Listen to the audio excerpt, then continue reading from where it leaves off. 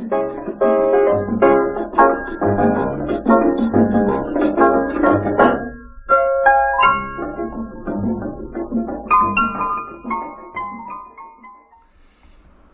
الخير أصدقائي الأعزاء، أتمنى تكونوا بخير وبصحة جيدة. احنا النهاردة هنتكلم عن موضوع تمرج الملحدين. السيد الطبيب المهندس الدكتور الأستاذ أركان حرب رئيس مباحث مكافحة تهريب الجوافة هيثم طلعت. وقبل ما نبدأ في الموضوع أحب أذكركم بدعم القناة عن طريق الاشتراك في القناة وضغط زر الجرس عشان يجيلك إشعار بالفيديوهات الجديدة، وعمل لايك على الفيديو إن أعجبك، ومشاركة الفيديوهات على مواقع التواصل الاجتماعي فيسبوك وتويتر وتيك توك وما شابه. خلينا نخش في الموضوع. يمثل السيد الدكتور هيثم طلعت ظاهرة يعني فريدة على اليوتيوب وعلى مواقع التواصل الاجتماعي بصورة عامة، لما يمثله من إظهار للوجه السلفي الذي يهتم بالعلوم الطبيعية ويتخصص في الرد على الملحدين، يعني بحلقات بتتكلم عن ردود علمية ومسائل علمية. تمام، فهو يتفرد بذلك. طبعا هو ودكتور اياد قنيبي ده قصة تانية، يعني هنبقى نعمل له حلقة. بس هو هيثم يعني هو يعني اقدم واحد، وهو الذي يعول عليه السلفيون في مكافحة الشبهات العلمية على دينهم. طبعا الله منطقي ولا عقلاني، والذي لا يؤمن به الا ضعاف العقول. فخلونا نتعرف الاول على الشخصية دي. اول حاجة يعني هيثم طلعت احيانا يعني كان ذكر في السنين الاخيرة ان هو طبيب، وقبلها كان بيقول ان هو مهندس. تمام، في الحلقات القديمة. وهو يعني بحسب الاصل هو الراجل فني اشعة. تمام، وفي رواية اخرى فن بيولوجي، يعني متخرج من كلية مثلا تجارة ولا حاجة، وخد له دورة مثلا، او متخرج من معهد سنتين. تمام، وخد له دورة، فبيشتغل فني أشعة او فني ايه، الراجل اللي هو ايه انت فاهم، اللي هو بيعمل لك الأشعة ده، انت خد بالك، او فن بيولوجي، يعني اللي هو ايه، يعني نوع من انواع التعليم المتوسط يعني. تمام، اقل من الممرض والممرضة، حتى الممرض والممرضة بيدرسوا على الاقل 5 سنين، هو يعني يدرسوا 2-3 سنين. وطبعا عشان احنا عايشين في مصر والدنيا سبهلله ومحدش بيقول لحد انت بتقول ايه ولا بتعمل ايه، فعادي انت ممكن تدعي ان انت ربنا، مش ان انت يعني طبيب. تمام، واضح من كلامه وطريقة لكنته بالانجليزي ومك فن شنكغر، انت فاهم، لما هو بينطق الاسماء كده واضح ان هو يعني معلوماته في الانجليزي يعني على نفس مستوى معلوماتي في اللغة اليابانية. تمام، اللي هو صفر. فلغته ضعيفة جدا، تدل ان هو لم يقرأ يعني كتابا من 10 صفحات حتى باللغة الانجليزية قبل ذلك. تمام، وحتى لو يعني لو افترضنا جدلا ان هو طبيب، يعني كثير من الاطباء المصريين ان لم يكن اغلبهم خرافيين واصحاب عقل سحري وسلفيين واخوان، ويعني مستوى عقلياتهم ضحل. هو مجرد حفظ شوية حاجات في الكلية فخرج بيطبقها في دولة متخلفة من العالم الثالث، يعني فهو يعني مش رائد فضاء. لكن هو هيثم فني أشعة. تمام، أو فني معامل. تمام، بينظف المعمل، بيسيقه كده بتاع، بينظف الأنابيب، بيرتب العينات كده، يعني ده آخره يعني. تمام، أو فني أشعة بقى اللي هو بيعمل لك جهاز الأشعة ده. تمام، وتديله ايه، كرمش له 20 جنيه في ايده كده وتديله. طيب هيثم يعني ايه اختار الاتجاه ده من بدري، لان الاتجاه ده كان عليه طلب، وكان لسه العملية في البداية، يعني فيش ملحدين ظاهرين على الانترنت كتير، وكان في يعني ايه بيسموها بيزنس جاب. انت فاهم؟ يعني ثغرة. يعني انت لما بتيجي تعمل تحليل للسوق كده، في حاجة اسمها بيزنس جاب. يعني مثلا منطقة ما فيهاش محلات كتير بتعمل كشري، فانت عامل مطعم كشري انت تكسب، فهو عمل كده، شاف بيزنس جاب، ما فيش حد بيتكلم في الكاتيجوري ده.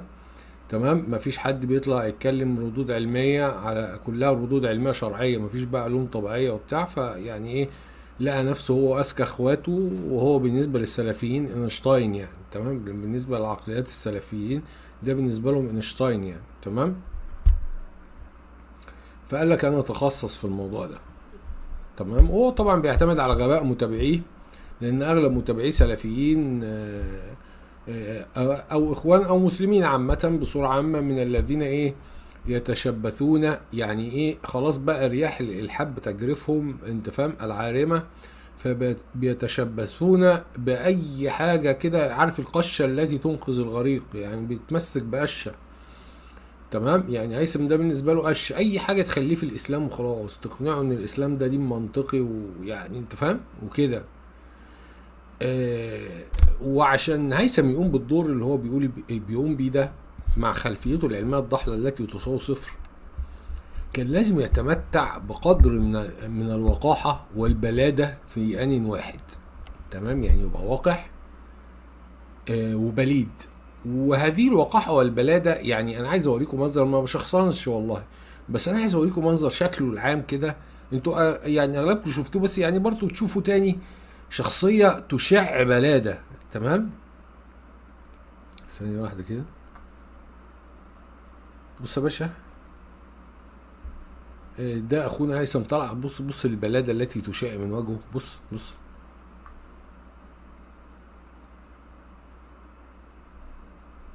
بصوا حركته المعاقة دايما دي، يروح مشبك، حاطط صابعه ومشبكهم تشبيكة معينة كده، أنت فاهم؟ شخصيه يعني احنا بنسميه في مصر، اللي هو بنسميه في مصر ايه، شاب بضان، شاب بضان موت، ما تستحملوش. يعني هيثم ده تلاقي مراته ما بتستحملوش، مجرد ما بيمشي هنا بتقول له نعدين امك. تمام، شاب بضان جدا وبليد جدا، عنده بلاده وعنده برود، يتمتع بقدر عالي منهم، وفي نفس الوقت عنده جرأة ووقاحة وبجاحة لا تتخيلها. يعني فضلا، يعني انت راجل فني أشعة ولا فني معامل، انت فاهم، يقول لك انا قدمت ورقات علميه تثبت خطا نظريه التطور.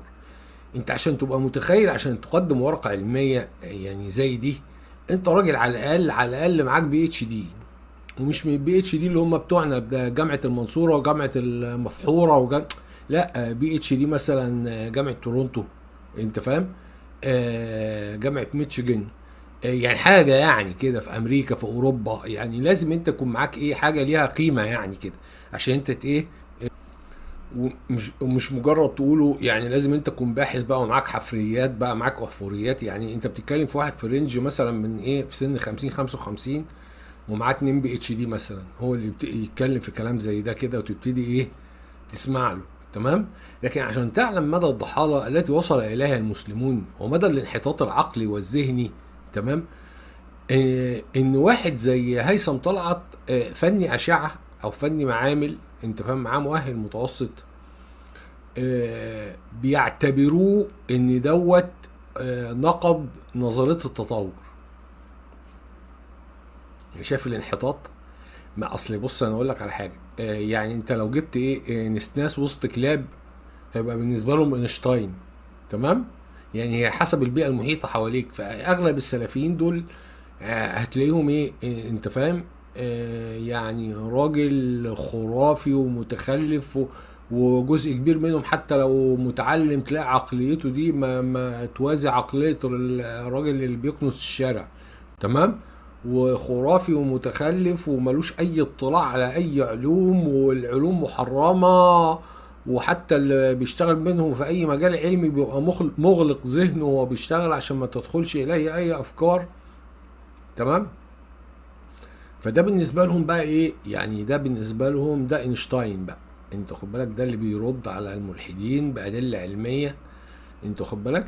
فهو يتمتع بقدر من الوقاحه شديد. يعني مثلا عامل فيديو كامل بيرد على الادب المصري في مساله ان العقل، العقل في القلب ولا لا. يعني مساله زي دي ما يتكلمش فيها 2 اطفال عندهم 7 سنين في كي جي 1 مثلا في امريكا، ما تجادلوش في الموضوع ده ابدا. لو اتجادلوا في الموضوع ده طردوهم من الحضانه ويقولوا قالوا ما تعلموهمش. تمام. يعني انت متخيل المرحله ان هو لسه بيتكلم في ان العقل في القلب ومش عارف. وقال العالم شون بونبون مش عارف ايه، انت خد بالك بلكنته الغريبه دي. ويروح مشبك صوابعه كده وعامل لك صوابعه مش عارف يعمل لك صوابعه كده، تحس ان هو عنده اعاقه. تمام. فان العقل في القلب، يعني انت تفكيرك في قلبك، انت بتفكر من قلبك، وان المخ ده مجرد يعني مولد كهرباء، انت فاهم، باور سبلاي. حاجه يعني وقاحه يعني، مع وشه البيضان ده تحس وشه. انا فعلا انا واحد من الناس ممكن ادفع فلوس عشان اضرب واحد زي هيثم طلعت ده بالقلم. مش اضربه اذيه، اضربه قلم يعني. تمام. يعني ممكن ادفع فلوس، ممكن ادفع $100 لو هو يقبل. انا عارف ان هو يشوف الفيديو ده عشان انا هعمل له منشن في الفيديو. وفي نفس الوقت عايزكم بقى كلكم بعد الفيديو ده تطيروا على قناه هيثم طلع كده، تحطوا له اللينك بتاعت الفيديو عشان ايه يشوف الفيديو يتحرق دمه. تمام. ناخد فيه ثواب. فيعني وشه نفسه تشتهي ان انت تاكله قلم. انت واخد بالك؟ يعني انا لو ظابط امن دوله، تمام، عيل زي ده ما سيبوش غير لما كهربه من طيزه. تمام. يعني عيل زي ده ما يتسابش غير لما كهربه من طيزه، لان ده علاجه ان انت تكهربه من طيزه. يروح الجهاز الامن الوطني يربطوه هناك على الايه، على بيسموها الفلوكه دي، انت فاهم، تروح مكهربه من طيزه. انت بعد ما تكهربه من طيزه هو الفولتات بتاعته كل حاجه هتظبط، هتلاقي هيثم ده ماشي جنب الحيطه بعد كده ما بيقولش بيم. تمام. لان هو هيثم كمان المشكله ان هو ايه، عشان بيتابعوا ناس كتير، بيتابعوا 350 الف حمار. ف خد يعني خازوق في نفسه، فتخيل ان هو فعلا يسوى شيء. يعني هو ان هو عنده بقى فكر علمي، وهو الراجل يا جماعه، الراجل فني اشعه. انت متخيل؟ فني اشعه، انت فاهم، او فني معامل. يعني حتى مش طبيب، حتى لو هو طبيب ومعاه دكتوراه في الطب. يعني هو كان بره، واحد مقدم له كتاب اسمه دكتور، اسمه عمرو الشريف، دكتور مشهور جدا في مصر، راجل على الكبير على المعاش كده، مخرف يعني. الراجل كاتب له كتاب، تحس ان الراجل يعني في المقدمه اللي كاتبها له دي ان هو بيقدم مثلا لمين، لتشارلز داروين، انت خد بالك، لستيفن هوكينج، يعني لحد ضخم. تمام. وهو زي ما انت شايف كده، يعني هو بيعتمد رأس ماله الأساسي هو وقاحته. ما هو المسلمين دايما بيستغلوا، يعني فطريا بيستغلوا أساليب دفاعية استمدوها من القرآن ومن الإيه، من سنة محمد، اللي هي إيه؟ أول حاجة السخرية. تمام. تاني حاجة إيه الشخصنة، يقعد يلعب على شكلك، على أي حاجة في شكلك أو في أسلوبك أو في كلامك يخرجك بره الموضوع. تمام. تاني حاجه السخريه. تمام. ان هو لما يتكلم بقى، لما يرد عليك بسخريه، قال يعني انت بقى اهبل، وهو بقى اللي بيفهم. هيثم طلعت. تمام. ابو ربع جنيه. وعلى فكره صعيدي من اسيوط اصلا يعني، ومن عائله بسيطه جدا جدا يعني، انت خد بالك. والموضوع ده اكل عيشه، يعني باكل منه عيش وعايش منه وفاتح منه بيت وكده. انا بكلمك كلام انا فاهمه يعني، بغض النظر عن مصادر المعلومات. بس انا بكلمك كلام انا فاهمه يعني. هو اكل عيشه، الشغلانه دي اكل عيشه، هو بيرزق منها، بيسترزق منها. تمام. لان هو الراجل ايه، خدوه مره الكويت، راح مره الكويت. طبعا بيروح الكويت بيتعكم، الناس اللي زي دي بتتعكم على طول، يعني انت فاهم، بيترسلها يعني. تمام. ومره مش عارف راح في السعوديه، ومره يعني كل الاماكن دي بيروح نوع من انواع التسول برضه. تمام. بيروح هناك يقول له كلمتين، الراجل ده بيدافع عن الاسلام، طب اديله حاجه بقى.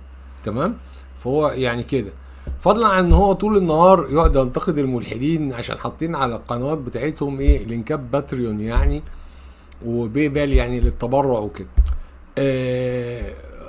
وهو نفسه ليه باتريون، والناس بتتبرع له عليه، وهو الفريق بتاعه بيقعدوا يحطوا يقولوا احنا مش عارف جبنا مايك جديد، مش عارف هيثم امه اتجوزت، فمش عارف عايزين فلوس، فبيقعدوا يحطوا حاجات كده عشان يلموا فلوس برضه، انت فاهم. ففضلا عن انه بيطلع له فلوس من اليوتيوب، ويعني هو بيرزق من الموضوع. هي العمليه ايه بالنسبه له؟ رزق، انت فاهم. لان اللي زي ده يعني ايه، طبعا ولا بيشرب سجاير ولا بيشرب مخدرات ولا بتاع، انت فاهم. هو ايه، متجوز وبيقعد يزرط عيال، فيعني ايه، اي حاجه بتقضيه يعني. تمام. فالمهم ان هو ايه، بيبقى مركز هيثم بطبيعه شخصيته اللي هي بتجمع بين ايه، بين اشياء كثيره سيئه، لكن هذه الاشياء الكثيره السيئه سدت فراغ مهم جدا عند المسلم، اللي هو ايه بقى؟ ان هو نقطه ضعف اساسا عند المسلم، ان المسلم دائما يشعر ان هو متخلف عن الغرب، ودي حقيقه، هو متخلف في كل شيء عن الغرب. يعني هات مستوى التعليم كده، هات طالب في ابتدائي في مصر، انا بكلمك على مصر يعني عشان هم يعتبروا نوابغ المنطقه، مش عشان انا مصري، انت فاهم؟ هي الدوله الوحيده اللي خرجت ناس يعني معاهم نوبل، ويعني ده بتخرج اشخاص افراد، مش هي في التوتال مصر، بتخرج افراد في كل مجال، فرد فردين ثلاثه بيوصلوا للقمه في العالم في مجالهم، تمام. بس هات مستوى تعليم كده ايه، هات طالب ابتدائي في مصر مثلا، هات طالب ابتدائي في امريكا، او مثلا في المانيا، فرق شاسع في مستوى التفكير والذكاء، لان الذكاء ده بيبقى مكتسب برضه، خلي بالك بالتعليم، ومهما كانت الجينات كويسه، لكن التعليم الخرا ما بيوصلكش لحاجه، انت فاهم؟ والتعليم الجيد وجيناتك وحشه زي الخليج كده ما بيوصلكش لحاجه برضه، انت فاهم؟ لكن هم بقى في اوروبا وامريكا جينات كويسه وتعليم كويس، فبيطلع لك بقى اللي انت بتشوفه ده، تلاقي عيل زي مارك بتاع فيسبوك كده وعنده 27 سنه عمل بروجكت بقى هو من اغنى 5 اشخاص في العالم، تمام. ف يعني اللي انا بكلمك فيه ايه، ان الشرائح التعليميه اللي موجوده عندك ضعيفه، فبالنسبه لهم احساسه دايما هو ان هو متخلف عن الغرب في كل شيء، وما بيشوفش اي شيء منتج حواليه بلده بتنتجه او مسلمين بينتجوه. يعني يمسك التليفون اللي بينتجوه كفار، يمسك اللابتوب اللي بينتجوه كفار، عربيه بينتجوها كفار، التلاجة بينتجوها كفار، الدواء اللي بياخده تمام بينتجوه كفار، الافلام اللي في البتاع بينتجوها كفار، كل حاجه كفار، الرياضه كلها كفار.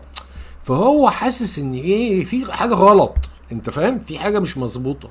فلما بيجي واحد ملحد عدو لله ورسوله زي كده، يجي يلعب على الحته دي عنده بقى، ويقعد يبين له ان هو سبب تخلفه الاسلام، وهو الاسلام اللي جايب ورا، فبتبتدي دماغه تلعب فيها. مين بقى اللي بيلحقه؟ هو دكتور هيثم طلعت، يقعد يقول له لا، ده العلماء المسلمين مش عارف عملوا ايه، وان العلم دوت ده علم خاطئ، وانتقدوه مش عارف مين. تيجي تكلم واحد على نظريه التطور، يروح جاري اول ما يلاقيش ايه ردود منطقيه، يروح جاري على هيثم طلعت، يقول له لا ده داروين ده يهودي ماسوني صهيوني لموني عكشوني، انت فاهم؟ وهو كان عامل مش، والاحفوريات بتاعته مضروبه، واي هري، ومحدش طبعا بيدور ورا حد. يعني الناس دي لما بتتحاور لا يقول لك احنا أمة السند، لكن هم في العلوم لا يتحاوروا بأي سند علمي، يعني مفيش ولا واحد فيهم يسند الكلام لمصدر علمي، يعني مفيش ولا واحد فيهم يقول كلام له أصول علمية، تمام. حرفتهم التدليس، ايا كان العلم بيتكلموا فيه، سواء علوم شرعية او علوم طبيعية، لازم يدلس ولازم يكذب، وهو بيعتقد ان هو كده بيتقرب الى الله. يعني هيثم طلعت ده بيعتقد ان هو مقرب من الله، لان هو بيكذب لله وبيدلس لله وبيعرس لله، فهو راجل كبارة يعني، تمام. وهو يعلم ان هو ضعيف جدا وضحل علميا وفكريا وثقافيا، وعيال اللي بتحضر له الكلمتين اللي بيطلع يقولهم دول وبيطلع يتهته فيهم، حتى يا ريته بيعرف يقولهم عدل، انت فاهم؟ ولما بيجي اسم ينطق بالانجليزي يقول لك مارك من جنج من يقعد يتشنج كده، انت فاهم؟ ف الجمهور بتاعه هو جمهور عايز حد يديله اي قشه ينقذه بيها، وجمهوره بقى متنوع، يعني اغلبيتهم طبعا بيبقى جزء كبير منهم سلفيين، تمام، وجزء برضه اخوان، بس يعني الحركيين ما يحبوش اللي زي هيثم عمرو، ان هم بيبقوا مشغولين اصلا بمواضيع تانية، السياسه والسيسي وبتاع، السيسي شغلهم جدا يعني. وبقى المسلمين بقى اللي هم عاديين، اللي ايه، اللي هم بيسمعوا شبهات مننا من الملحدين واللادينيين بقى، انت خد بالك تلعب لهم في دماغهم، ودماغهم تفضل تودي وتجيب، فبيروحوا لهيثم طلعت. فهيثم طلعت يعني ايه، اي واحد بيسمعه يكون انسان محترم ينفر منه. ليه؟ اول حاجه هو واضح ان هو كذاب ومدلس، واضح ان هو كذاب ومدلس، هو لا يسند اي شيء، انت فاهم؟ لا يسند اي شيء بيقوله لمصادر علميه صحيحه، هو بيسيرش جوجل بيلاقي كلمتين، يعني مثلا يكتب نقد نظريه التطور، يطلع له نتائج، يروح واخدها كوبي بيست حافظها او العيال كاتبه له في سكريبت ويروح حاططها في المصادر بس، والسلام عليكم. واحنا كعرب محدش بيبص في المصادر يعني. تمام. ويكلمك بناء على كده، وانت عشان انت عندك انحاز تاكيدي، انت مستعد، انت موطن نفسك، مجهز نفسك، انت عايز تسمع، انت عايز اي حد يقول لك اي حاجه خلاص عشان تطمن نفسك ان الاسلام صح. انت فاهم؟ مع ان كل الدلائل العلميه بتقول لك ان محمد ده بيهري، انت ده بدوي في الصحراء يا عم، ولا فاهم حاجه، وكل كلامه اللي قاله في القران ده زرط وفري، ولا في ادم وحواء ولا نوح ولا شلوح ولا سليمان كلم النمله ولا مش عارف مين النمله بعبصته ولا الكلام ده، كله كلام اطفال. بص الخلاصه، الاسلام ده لو كان فيه خير، الاسلام ده لو كان فيه خير، لو كان حاجه نافعه يعني بتفيد البشر، كانتش امريكا سابته. انت فاهم؟ كانتش امريكا سابته. امريكا خدت كل حاجه تنفع البشر، خدتها ليه؟ تمام. فلو الاسلام ده فيه خير كانتش امريكا سابته. ولو الاسلام ده فيه خير للعرب والمسلمين والدول الشرق اوسطيه، يعني الاسلام ده لو كان فيه خير للدول دي كانت حاربتهم عليه. تمام. لكن هي عشان عارفه ان الاسلام سبب تخلفهم فسايباهم، وبتحمي الاسلام. خلي بالك، وبتحمي الاسلام. هي احيانا بتلطش مع دول اسلاميه، لكن هي بتحمي الاسلام، وما بتلطش مع دول اسلاميه بسبب الاسلام. يعني العراق بسبب ان هو راجل ديكتاتور وعايزين يشيلوه عشان البترول وكده، وافغانستان عشان طلعوا لهم ارهابيين ضربوا لهم البرجين، فكان لازم يعملوا معاهم النمره دي. لكن مثلا السعوديه صاحبتهم ايه، يعني السعوديه دي منبع الارهاب كانت الاول، دلوقتي اتغيرت طبعا للافضل كتير، بس كانت منبع الارهاب الاول، لكن ما قربتش ناحيتها. مصر مثلا ما قربتش ناحيه مصر، مع ان مصر دي مخرجه الظواهر ومخرجه اشكال بنت وسخ. تمام. ما يعلم بها الا ربنا يعني. تمام. فهو بقى بيلف ويدور حوالين النقطه دي، ينقد النظريات العلميه، يطلع لك بقى ان هي بقى يعني قال فيها اراء غلط وفي اراء مضاده ليها. اصل اي راي في الدنيا مهما كان صح هتلاقي ليه اراء مضاده. انت فاهم؟ فهو ده بيلعب على ان هو يروح يجيب الراي المضاد بتاع عالم تافه او واحد شخص يعني غير ذي اهميه، او نظريه الضبط الدقيق اللي هي خلوها نظريه فرضيه وليس لها اي اساس علمي، ويبتدي يلعب عليها. يعني هو بياخد حجج اللي هي الغرب بيردوا بيها، الغرب المسيحيين، الغرب بيردوا بيها على الملحدين، بياخدها يعربها ويقولها مع حته السخريه بتاعته والشخصنه. تمام. فبيعمل رضاء نفسي عند اخونا الصلعوم السلفي او غير السلفي اللي هو ايه متشكك في دينه، فنفسه بتستقر. وطبعا الكلام ده مش هينفع ومش هياكل اخ هيثم. ليه بقى؟ انا اقول لك. انا بحكم ان انا بيبعت لي ملحدين كتير، يعني رسائل بقى ايميل وانبوكس وكده، فانا من الاشياء اللي بتسعدني جدا ان انا بلاقي شباب كتير جدا صغيرين مراهقين يعني 16 و17 سنه ويقول لي انا ملحد. تمام. انا ببسط، انا واحد من الناس ببقى مبسوط جدا. ليه بقى؟ لان الاجيال الجديده دي كلها هتطلع ملحدين. تمام. كلها هتطلع ملحدين. يعني هيثم ده كل اللي بيعمله ده هباء منصوره. تمام. والاعمال اللي بيعملها الملحدين الصالحين امثالنا دي هي التي ايه، فاما ما ينفع الناس فيمكث في الارض، واما الزبد فيذهب ايه جفاء. ده الزبد، احنا بقى اللي هيمكث في الارض. ليه بقى؟ لان هو 16 سنه و17 سنه ده بيبقى ايه، عايش في زمن بقى مختلف تماما عن الناس دي، وبيخش على الفيسبوك وبيخش على الانترنت وبيلعب بابجي اونلاين مع اصحاب اجانب من دول مختلفه وبتاع، ومتعايش ومتوائم مع الحياه الغربيه. انت فاهم؟ فبيطلع دوت بقى بيقول له حكم الفاسيه وحكم الزرطه وحكم مش عارف ايه، والكلام ده مش منطقي بالنسبه له وهو لسه صغير ما اتبرمجش. تمام. لما بيجي يسمعنا بقى احنا كملحدين ولا دينيين، انت خد بالك بيقتنع بكلامنا على طول. ليه؟ لان انا بكلمه بالكلام المنطقي، بالكلام اللي هو يمشي مع العقل المنطقي العادي اللي هو الغير مؤدلج. انت فاهم؟ انا بقول له يا عم يعني انت تعتقد ان الكون ده لو ليه خالق، انا بقول لهم الشباب الصغيرين دول ان الكون ده الضخم ده اللي فيه تريليونات المجرات لو ليه خالق او صانع اول، هيجي على اصغر كوكب في الكون ده كله، كوكب يعني اقل من حبة رمل، ويجي ويجيب واحد بدوي يذمم الاخلاق ويديله رسالة بالعربي ويقول له انشرها بالعافية بين الناس؟ انت معتقد كده؟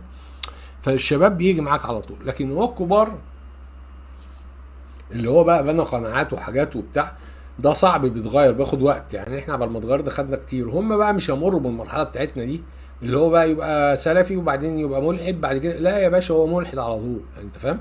ده اللي احنا ايه يعني ايه بنركز عليه، ونتائج مبهره. يعني احنا عندنا نتائج في مصر مبهره. انا بقابل شباب كتير 16 و17 سنه، والله زي ما بقول لك كده، وتلاقيه بتتكلم معاه مخه مظبوط، يعني انت فاهم. بس طبعا كلهم بيخبوا على اهاليهم عشان المشاكل يعني، لكن النسبه كبيره، النسبه كبيره وملحوظه يعني. تمام.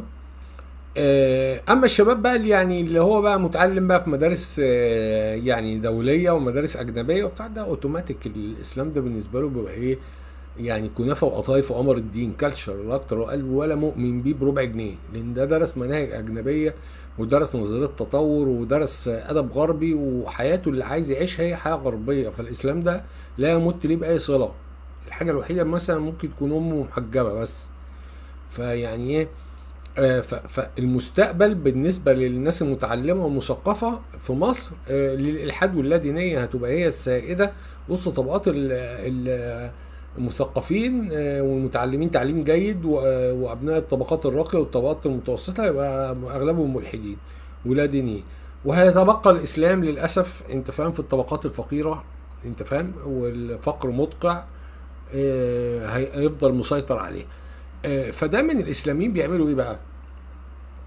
بيعملوا بيعملوا دعاة لكل فريم، هم مقسمين المجتمع فريمز. تمام. فمثلا زمان، ايام انا بقى في اول يعني ايام انا ما انا كنت سلفي، كان الفئه اللي هي الغنيه، انت خد بالك الفريم بتاع الفئه الغنيه، الناس بقى اللي هي الايه عربات فخمه وفلل وبتاع، ما ينفعش يبعت لهم محمد حسين يعقوب يصرخ فيهم اخته ويعمل لهم كده وبتاع، ما اكلش معاهم الكلام ده، انت فاهم. ومسعد انور والكلام ده ما ينفعش بقى، والجلاليب المعفنه المقيحه دي يبعتوا لهم عمرو خالد، انت فاهم، سرسع لهم يقول لهم نحب ربنا ونكفي بعدين ويقعد يعمل لهم كده. انت فاهم.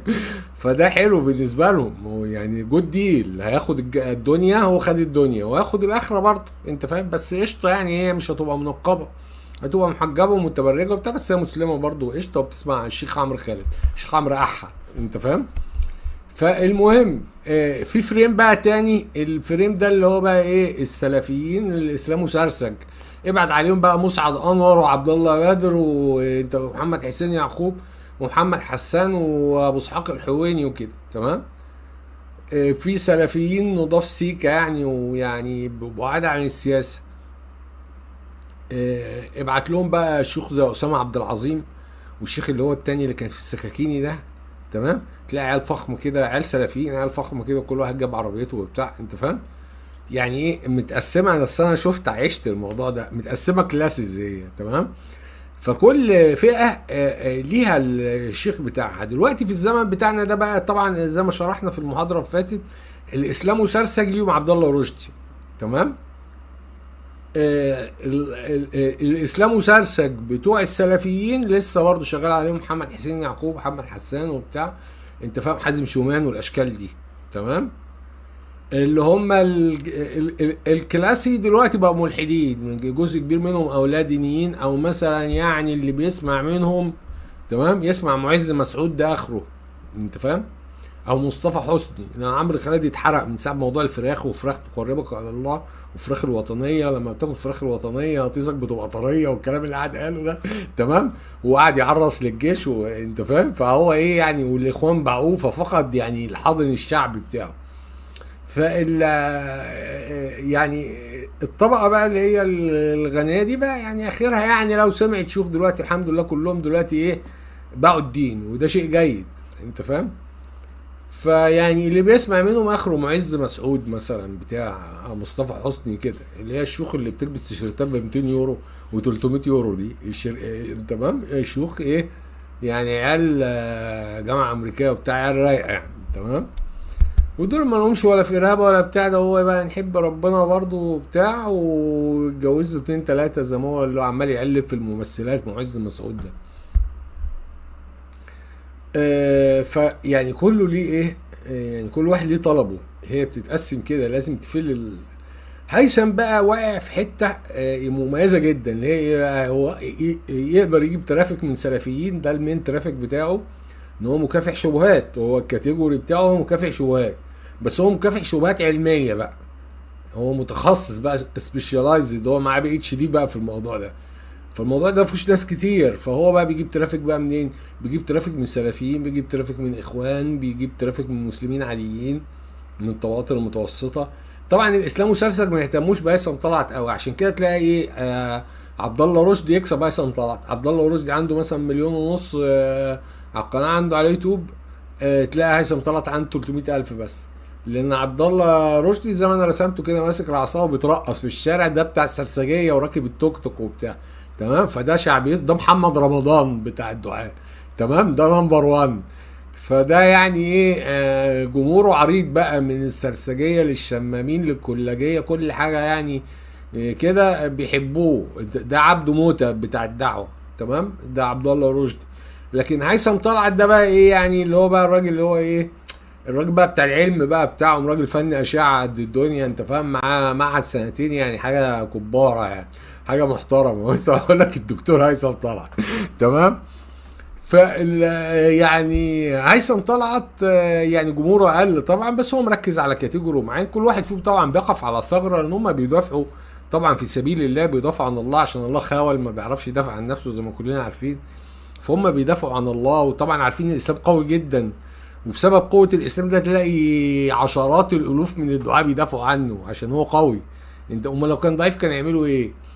فيعني اسلام طبعا عارفين احنا هش جدا، شديد الهشاشه، خاصه لما تيجي تتطرق للمسائل العلميه، ومحمد بقى زارتها في القران، والارض مسطحه انت واخد بالك، والسماء ربنا يمسكها تقع على الارض، زي ما احنا شرحنا في سلسله تخاريف القران. واي بني ادم عنده الف ب فيزياء وفلك وفهم بسيط للكون يعرف ان كاتب القران ده ما خرجش من جزيره العرب، تمام. يعني بدل ما يقول لك افلم ينظروا افلم يروا الى الديناصورات كيف خلقت، مثلا عاشت مثلا 400 مليون سنه الديناصورات دي، بني ادم بقى له 400 الف سنه، الديناصور عاش 400 مليون سنه على الارض، وكانت تبقى اعجاز بقى علمي، كان لسه ما حدش عارف الديناصورات، تمام. لا يقول لك الى الابل، تمام.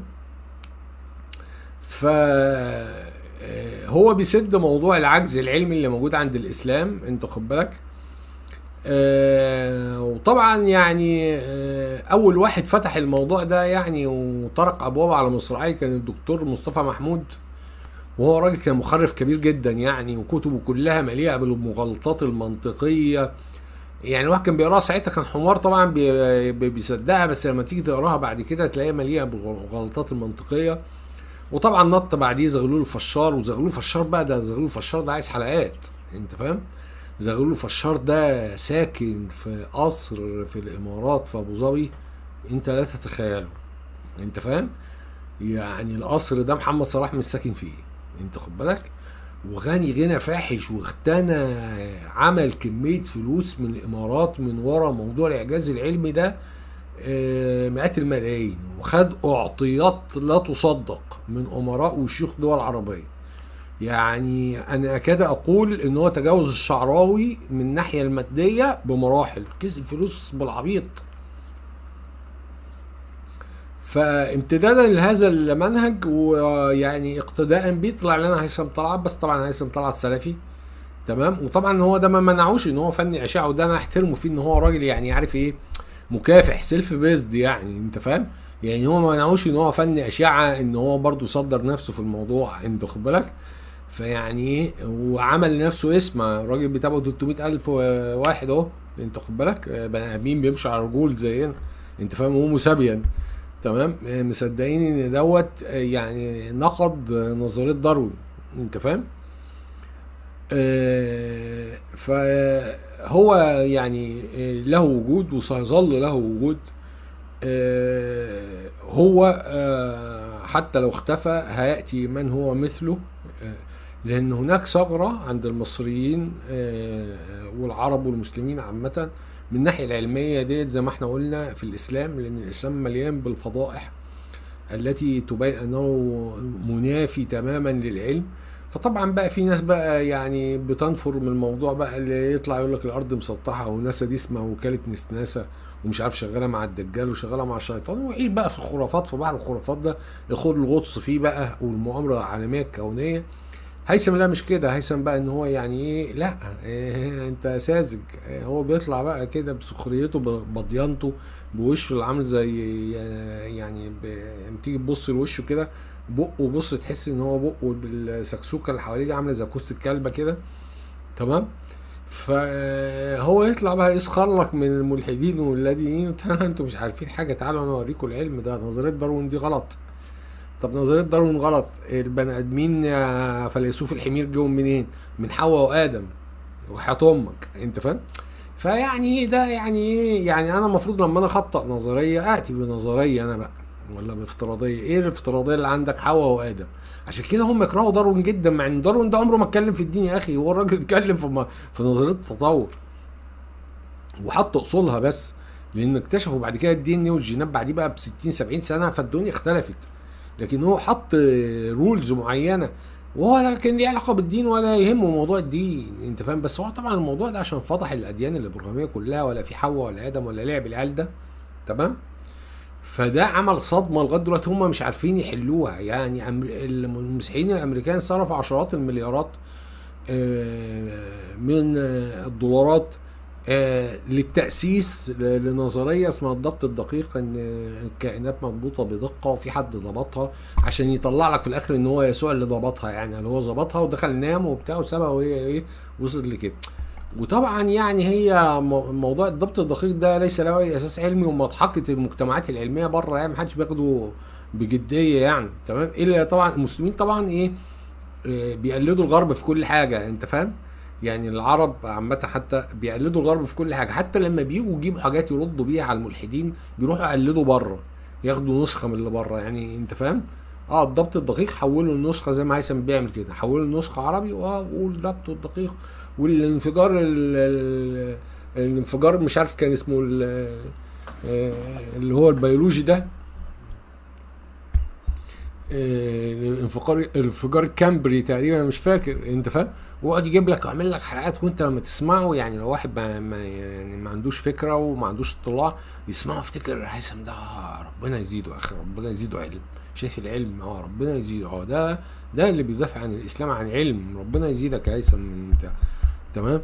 ف وهو الراجل في نفس الوقت زي ما احنا اتفقنا هو بيرزق، هو بيروح الكويت وبيروح وبيعاب على الملحدين زي ما احنا اتفقنا ان هم بياخدوا. انا مش شايف عيب انا عن نفسي، يعني ما باخدش تبرعات من حد، لكن يعني لو واحد بياخد تبرعات من حد انا مش شايف ان في حاجه غلط.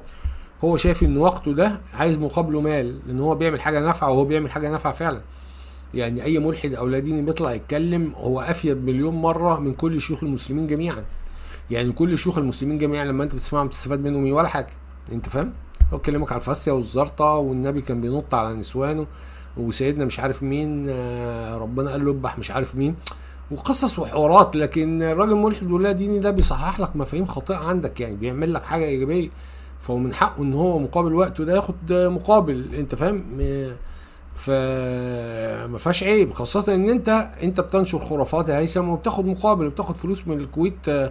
رحت ظبطوك، انت اتحكمت، اتراضيت صح، انت لما رحت الكويت راضوك صح بصراحة، يعني ايه، اتراضيت صح.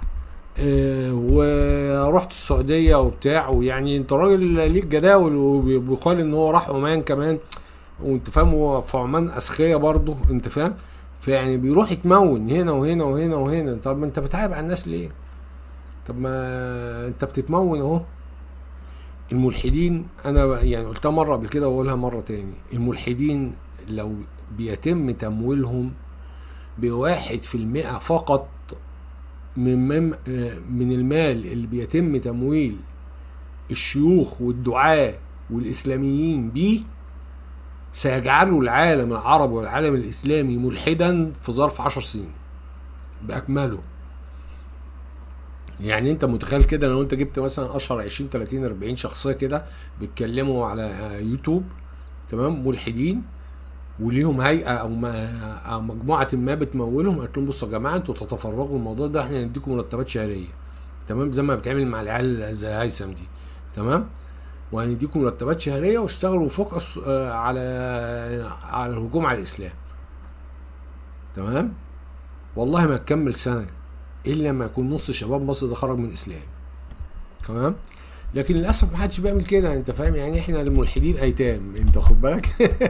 يعني احنا مكروهين من جميع الاطراف، لان حتى يعني كان يعني الملحد في الاول لما اول ما بيبقى ملحد جديد لسه بيبقى ساذج، معتقد ان الغرب بيحبه عشان هو ملحد. هيكتشف بعد كده ان الغرب اصلا ما ولا يكترث بيه اصلا هو ملحد ولا مسلم ولا اي حاجه، وان سياسات الدول الغربيه نفسها اوروبا وامريكا بتعتمد على الابقاء على الاسلام حيا، انت فاهم؟ لان هو مخلي الشعوب دي مغيبه ومستهلكه، ودي في مصلحه امريكا ومصلحه الحضاره الغربيه، يعني ان هم ايه بيستنفعوا من وراهم. يعني لو بقى عندهم، لو سابوا الاسلام وابتدوا يشغلوا دماغهم وبقى عندهم عقول وتطوروا وكده، هيقدروا يعتمدوا على انفسهم ويصنعوا وما يستوردوش، ويبقى عندهم حكام ديمقراطيين، تمام، وانظمه علمانيه ويتقدموا وبتاع، وده مش مطلوب. فعشان كده هم محافظين على الاسلام دايما، وتلاقيهم علاقاتهم بالدول الاسلاميه جيده جدا. المهم دي الخلاصه. يعني اتمنى ان انا اكون حللت شخصيه او ظاهره سيادة العقيد طيار بحار، طبيب مهندس أركان حرب هيثم طلعت، تحليلا سليما وأقرب إلى الواقع. وأتمنى إن هو يكون يشوف الفيديو ده عشان نحرق دمه، تمام. وأتمنى إن انتم تكونوا استمتعتوا بالفيديو. وأذكركم مرة أخرى بدعم القناة، وعمل لايك للفيديوهات، دعم القناة عن طريق اشتراك طبعا، وعمل لايك للفيديوهات لو عجبتك، ومشاركة الفيديوهات على مواقع التواصل الاجتماعي، وتنزيل فيديوهات أخرى.